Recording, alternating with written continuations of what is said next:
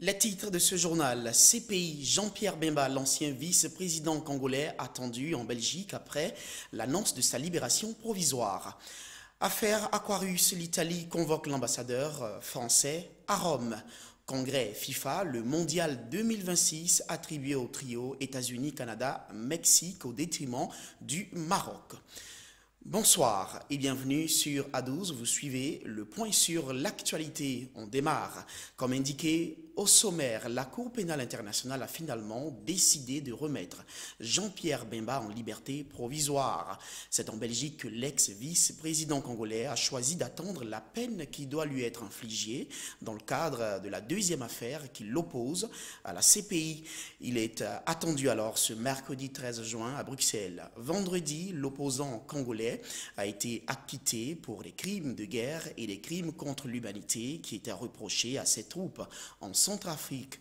Mais il avait déjà été condamné pour subornation de 14 témoins et il attendait juste d'être fixé sur sa peine. Il risque jusqu'à 5 ans de prison, une peine qu'il aura déjà dans tous les cas en partie purgée.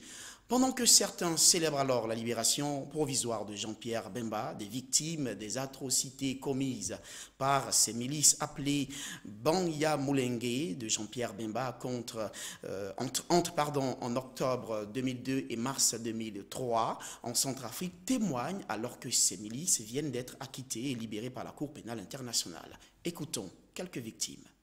Okay. Donc c'est une décision politique, c'est pas judiciaire et on n'est pas d'avis, ils sont en train d'encourager que les criminels là, à continuer à nous tuer, à nous piller. Ils sont arrivés dans notre concession et ils m'ont tué ma mère, mes 2 sœurs et ensuite moi. Dieu merci, j'étais éloignée de la maison. Nous sommes très mécontents de la décision de la CPI parce que nous croyons qu'ils encouragent les criminels. C'est la faute du commandant et non de Bemba. Bemba n'est jamais venu sur le terrain. Quand les Banyamulenge sont arrivés, ils dormaient au sein de la concession de l'école Begwa. Un matin, ils sont allés chez nous. Quand ils sont arrivés, ils ont violé ma fille. J'ai commencé à pleurer. Et d'autres sont arrivés, ils m'ont violée. Quand mon mari s'est interposé, ils l'ont tué. Et puis cette brève en RDC relative aux réformes judiciaires, une autre cour de cassation et un conseil d'État ont été créés sur ordonnance du président de la République. La réforme judiciaire prévue dans la Constitution de 2006 a connu une première étape en 2013 avec la mise en place d'une cour constitutionnelle et depuis l'on attendait la création d'une cour de cassation et d'un conseil d'État. Toute chose désormais faite. Et c'est l'actuel président de l'ex-Cour suprême de justice qui est nommé président de la Cour de cassation. Le Conseil d'État, quant à lui, est dirigé par l'un des juges de l'actuelle Cour constitutionnelle, le professeur Félix Vondouaoui. On reste dans l'actualité africaine, cette fois au Nigeria, pour nous intéresser à la prochaine élection présidentielle. Un homme politique d'envergure et respecté, Donald Duke, l'ancien gouverneur de l'État de Cross River, dans le sud-est du Nigeria, est candidat à la présidentielle de février 2019. Il n'a rallié pour l'instant aucun des 2 partis traditionnels. Un récit de Karel Dabli. Selon Donald Duke, ils sont nombreux à lui reprocher le fait d'avoir mis du temps avant de se déclarer officiellement. À 57 ans, Donald Duke est pour l'instant le plus jeune des candidats déclarés à la présidentielle au Nigeria. À cet âge, il n'est plus très jeune dans un pays où la moyenne d'âge est de 21 à 22 ans. Pour l'instant, l'ex-gouverneur ne se présente pas sous la bannière de son parti qui est le Parti populaire démocratique, en abrégé PDP, sans exclure toutefois l'idée de pouvoir le représenter lors du scrutin. Pour faciliter sa candidature, il laisse entendre qu'il pourrait rallier la coalition pour le Nigeria, un mouvement lancé par l'ancien président Olusegun Obasanjo afin de rassembler des membres qui désirent voir un Nigeria nouveau, vert et transparent par un homme du Sud. Ailleurs, au Mexique, on assiste à une campagne présidentielle sous tension. Les violences et la corruption minent le pays. Lors d'un débat télévisé, les 4 candidats à l'élection présidentielle du 1er juillet se sont accusés mutuellement de corruption. le gouverneur de l'État de Nouvelle-Loen. Dernier, dans les intentions de vote, avait alors proposé de couper la main des criminels. Cécile Itoni nous en dit plus. 88 millions d'électeurs sont appelés aux urnes le 1er juillet prochain pour élire leur président, mais également 500 députés, 128 sénateurs, 8 gouverneurs et près de 2800 mandats locaux, dont celui de maire de Mexico. Le scrutin pourrait marquer la fin d'un régime, celui du Parti révolutionnaire institutionnel, qui a gouverné le pays durant 71 ans jusqu'en 2000. C'est donc une élection qui se veut être historique pour les Mexicains. Le coup d'envoi de la présidentielle a été lancé le 30 mars dernier. Et lors du dernier débat télévisé, ce mardi, les 4 candidats se sont mutuellement accusés de corruption. À cette accusation, le candidat de gauche, Andrés Manuel López, s'est farouchement défendu. Ce n'est pas ma faute si vous êtes à égalité en bas et que vous pensez remonter de 30 points au débat. Je comprends que vous soyez désespérés, mais s'il vous plaît, calmez-vous. Andrés Manuel López Obrador passe pour être le favori contre la mafia au pouvoir. Adulé par ses partisans et taxé de populisme par ses détracteurs, le tribun a lissé son image d'opposant radical. Face à lui, Ricardo Anaya, le plus jeune candidat à la présidentielle, ni droite ni gauche. José Antonio, le champion de l'ancien parti hégémonique, et Margarita Zavala, l'indépendante et épouse de l'ancien président Calderón. Rendons-nous en Grèce où un accord a été conclu le mardi entre Athènes et Skopje pour régler leur querelle sur le nom de l'ex-république yougoslave de Macédoine. Cet accord prévoit qu'elle soit rebaptisée République de Macédoine du Nord selon l'annonce du Premier ministre grec Alexis Tsipras, qu'on écoute. La République de Macédoine du Nord opère une claire distinction entre la Macédoine grecque, 2 provinces septentrionales du pays, et celle des voisins du Nord. Si le gouvernement macédonien échoue sur l'opération de cette révision constitutionnelle, l'invitation de l'OTAN va être annulée et les négociations avec l'UE n'avanceront pas. Je crois qu'aujourd'hui tous les Grecs peuvent être fiers, pas seulement pour l'histoire et notre patrimoine culturel que l'accord garantit, pas seulement pour notre passé national, mais pour le présent et notre avenir. On reste en Europe pour nous intéresser à l'affaire de l'Aquarius. L'ambassadeur de France en Italie, Christian Masset, a été convoqué ce mercredi même à la Farnesina, au siège du ministère des Affaires étrangères à Rome. Cette convocation fait suite à la polémique sur le sort de l'Aquarius, un navire humanitaire qui transportait plus de 600 migrants. Le président français Emmanuel Macron avait dénoncé la part de cynisme et d'irresponsabilité du gouvernement italien après que ce pays ait refusé d'accueillir l'Aquarius, un navire d'environ 700 migrants. La présidence du Conseil d'Italie a aussitôt révoqué, dans une note écrite, que les déclarations concernant l'Aquarius provenant de la France étaient surprenantes, en ajoutant que l'Italie n'avait pas à recevoir de leçons hypocrites de ce pays ayant préféré détourner la tête sur la question. C'est la deuxième fois que son Excellence Masset, arrivé en poste en Italie en septembre dernier, est convoqué à la Farnesina pour des questions migratoires. Un événement rare et délicat dans les relations entre 2 membres de l'Union européenne. L'Italie accuse ses partenaires européens, à commencer par la France, de l'avoir laissé gérer seule la crise migratoire. C'était un récit de Jedida Dali. En bref, en Argentine, 62% en faveur de l'avortement légal et 20% pour son interdiction. C'est le résultat d'une étude sur la légalisation de l'avortement réalisée à l'université 13 de Febrero. Les enquêtes d'opinion montrent qu'une large majorité des Argentins est favorable à la légalisation sans condition de l'avortement. Ce mercredi notamment, les députés doivent se prononcer sur ce projet de loi. Après 7 tentatives en une décennie, le texte pour la légalisation de l'avortement est soumis au vote des députés. Une majorité de 128 votants est nécessaire pour adopter une loi sur la libéralisation de l'IVG. En Grande-Bretagne, 1 an après l'incendie de Grenfell, les victimes réclament justice.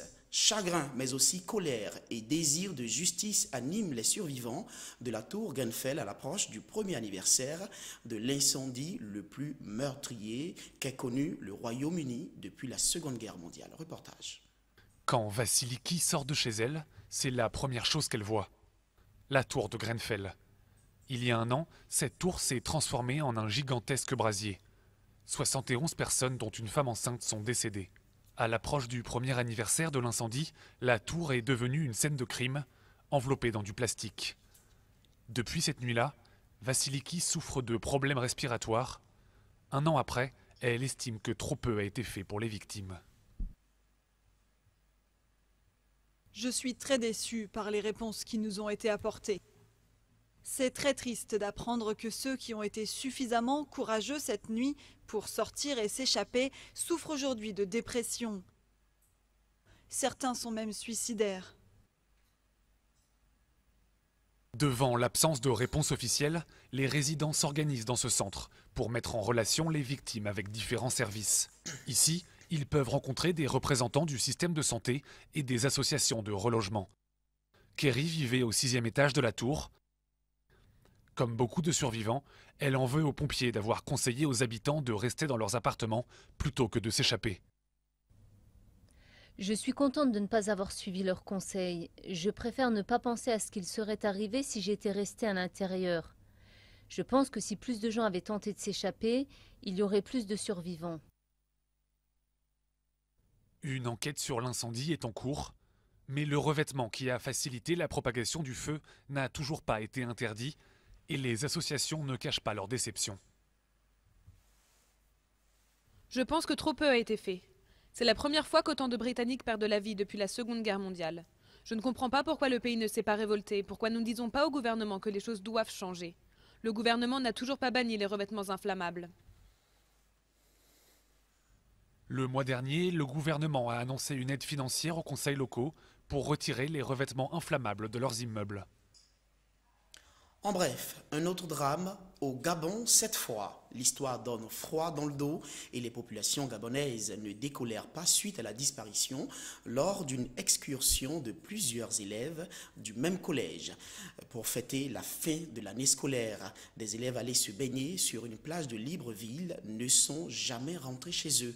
Les réseaux sociaux font état de 15 morts contre 3 reconnus par la justice gabonaise. Les circonstances autour du décès de ces élèves restent inconnues et créent la polémique dans le pays. Conséquence, la piste du crime rituel a été envisagée, mais le ministre de la Communication dénonce une récupération politicienne. Jetons à présent un regard sur la technologie au service de la santé, mieux sur l'habilité des mains. Chez Balt, le fabricant de microcathéters pour la neuroradiologie interventionnelle basé dans le Val d'Oise en France, ce sont des mains agiles qui sont mises à contribution pour la fabrication de cette technologie médicale utilisée pour soigner les AVC, les anévrismes et les malformations artério-veineuses. On se croirait dans la haute couture. Découvrez. Concentration maximale dans l'atelier. Pas un bruit, hormis le sifflement du bac de nettoyage par ultrason des pinces et ciseaux. Chez Balt, fabricant français d'outils de neuroradiologie interventionnelle, la précision et l'habileté manuelle exigées rappellent la haute couture. Nicolas Plowecki, président et directeur général de Balt, s'exprime à propos des différents domaines d'activité de la société. Il faut savoir qu'il y a 3 domaines d'activité pour Balt, en résumé. Donc, le traitement des anévrismes, le traitement des malformations artério-veineuses et le traitement des artères occluses, donc l'AVC ischémique. Une 60aine d'étapes peuvent être nécessaires pour fabriquer de bout en bout un cathéter qui contient des matériaux aussi divers que des plastiques, du silicone, des métaux précieux, de l'acier inox ou encore du nitinol. Ce taillage à ultra-élastique de nickel et titane sert notamment à fabriquer un mini-filet de dentelle métallique s'éjectant d'un cathéter pour attraper et extraire un caillot bouchant la circulation sanguine dans le cerveau. Des microbacs d'or ou de plastine sont aussi sertis à la main sur les cathéters pour leur permettre d'être visibles aux rayons X une fois qu'ils sont introduits chez le patient par voie endovasculaire, à partir de son artère fémorale jusqu'au cerveau. Grosso modo, pour déboucher une artère qui est bouchée par un caillot, on a plusieurs systèmes qui vont d'une sorte de tire-bouchon qui enlève le bouchon à un aspirateur qui va l'aspirer. C'est un emploi valorisant pour beaucoup d'employés de l'entreprise qui possèdent d'ailleurs une précédente expérience professionnelle dans le textile, la bijouterie ou encore la maroquinerie. Les AVC sont l'une des premières causes de handicap acquis et ont causé 6,7 millions de décès selon l'OMS. Comme les maladies cardiovasculaires, ils sont souvent dus à des conditions de vie dégradées. L'exposition du traitement AVC par voie endovasculaire se répercute sur le chiffre d'affaires de Balt qui a doublé en l'espace de 2 ans à 80 millions d'euros en 2007. L'objectif de Nicolas Plowecki est de tripler cette activité d'ici 5 ans. Voilà, c'était le récit de Karel Dablé. Toujours la technologie au service de la santé au Togo. Cette fois, on va assister à l'inauguration d'un centre d'impression de prothèses 3D. Grâce à Handicap International, initiateur du projet, la ville de Lomé aura son premier centre pour des patients qui ont besoin d'une prothèse imprimée en 3D. Le récit de Jedida Niali. L'idée est de permettre à plusieurs personnes d'avoir accès aux soins et à la réadaptation des zones difficiles d'accès pour les spécialistes de la réadaptation ou pour des personnes en situation de handicap qui ont du mal à accéder au centre afin de pouvoir se faire soigner. Pour les enfants, on va faire des orthèses posturales qui vont porter en dormant et qui ils ne sont pas censés bouger avec. Pour les adultes, on va faire des orthèses dynamiques, donc qui vont leur permettre de marcher. C'est souvent des personnes, par exemple, qui ont une séquelle de polio et qui n'ont plus une jambe fonctionnelle. Ça va leur permettre d'accompagner leurs membres pour pouvoir se déplacer de nouveau. C'est à ce type de problème que la prothèse 3D va répondre. Les recherches préliminaires faites au Togo, à Madagascar et au Mali sur l'efficacité de cette prothèse permettent d'annoncer des résultats satisfaisants et la poursuite de cette recherche innovante. Ouvrons à présent la page sport consacrée au Mondial Russie 2018 qui s'ouvre demain jeudi. D'abord, on connaît désormais l'organisateur du Mondial 2026. Il s'agit du trio Canada-Mexique-États-Unis. Décision arrêtée à l'issue des travaux du 68e congrès de la FIFA ce mercredi 13 juin à Moscou. Largement favorite devant le Maroc, la triple candidature États-Unis-Canada-Mexique a remporté les faveurs de 134 délégués des pays membres contre 65 pour le Maroc. L'arbitrage vidéo utilisé pour la première fois à cette 21e édition de la Coupe du Monde en Russie a été défendu par le président de la FIFA, Infantino Gianno. Cette innovation technologique aura l'occasion de faire ses preuves dès le match d'ouverture de ce mondial, selon Infantino. Siaka Kone. Au nombre des grandes innovations de ce mondial dénommé Russia 2018 qui débute jeudi prochain, l'arbitrage vidéo dont l'utilisation est diversement appréciée par les uns et les autres. Cette 21e édition sera la première avec l'utilisation de l'assistance vidéo. Toute chose qui était à l'essai depuis 2016 est déjà utilisée dans quelques compétitions comme la Coupe des Confédérations 2017 ou encore le championnat allemand. C'est fort de ces succès que l'assistance vidéo est adoptée par la FIFA et les fédérations à l'origine des règles du football le 3 mars 2018. Pour Gianni Infantino, président de la FIFA, il s'agit d'une décision préalablement étudiée. Pour la première fois dans la Coupe du Monde à partir de demain, l'assistance vidéo à l'arbitrage sera utilisée par les arbitres. Nous avons commencé avec des textes en masse il y a 2 ans. Nous l'avons fait très sérieusement, très minutieusement avec l'aide de plusieurs d'entre vous et nous en sommes arrivés au résultat qui est bénéfique pour le football. Selon le président de la FIFA, le football doit s'adapter à la nouvelle technologie pour faciliter la tâche aux arbitres qui fournissent déjà des efforts physiques.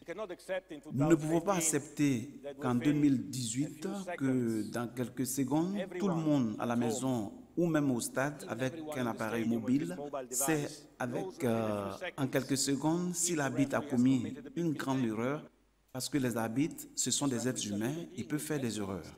Gianni Infantino rassure quant au succès de l'utilisation de l'arbitrage vidéo. À noter que l'utilisation de l'arbitrage vidéo s'appliquera dans 4 cas. Validation ou non d'un but, attribution d'un carton rouge, analyse d'une action pouvant valoir pénalty et identification d'un joueur sanctionné. On termine cette édition avec cette vidéo sur la sécurité lors de la Coupe du Monde 2018, sachant que la sécurité du mondial est un enjeu majeur pour la Russie qui organise sa toute première Coupe du Monde du 14 juin au 15 juillet 2018. La sécurité du mondial 2018 est un enjeu pour la Russie qui organise sa première Coupe du Monde du 14 juin au 15 juillet. Dans un contexte de violence de la part des hooligans russes, de menaces terroristes et de tensions diplomatiques, les 11 villes hôtes veulent assurer une sécurité maximum aux supporters et aux sportifs.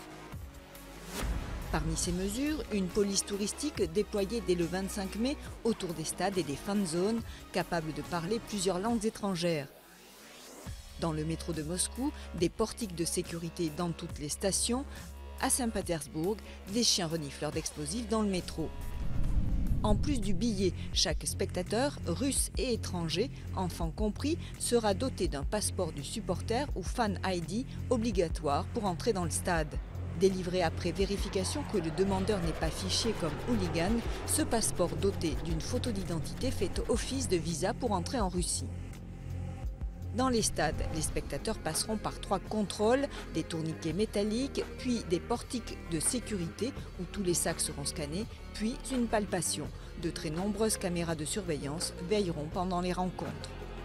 Pour éviter des heurts comme ceux qui ont éclaté lors de l'Euro 2016 en France, entre supporters anglais et russes, la police russe a mené un grand nombre de perquisitions, des arrestations et des enquêtes criminelles. Elle a élargi la liste noire des hooligans interdits de match. La vente d'armes, de munitions ainsi que de substances toxiques sera strictement interdite pendant la compétition. Limitation du droit de manifester et de circuler dans les villes hautes, zones d'exclusion aérienne sont également prévues. Enfin, la Poste fouillera tous les colis envoyés vers les villes hôtes et les sites industriels les plus dangereux seront fermés par crainte d'accidents industriels ou d'actes terroristes. Voilà qui referme ce journal. Merci de nous avoir suivis. Excellente suite de programmes sur la chaîne d'ici et d'ailleurs.